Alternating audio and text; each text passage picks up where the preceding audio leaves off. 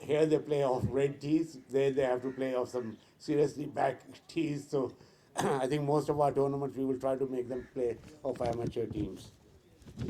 So I don't want to appreciate there was a lot of effort which goes on to develop, I mean, to get that golf course at that pristine condition and all the facilities to be provided.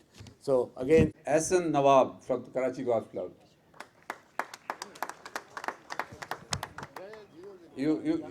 Um, we have diverged into various businesses over the years. So part of our group is the core group is contracting.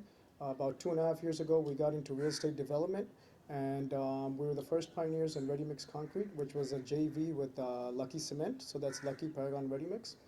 And so, in short, that's our 31-year history. Just a little bit about Paragon Developers, the sponsor for today, and we're quite excited about this because it goes hand in hand with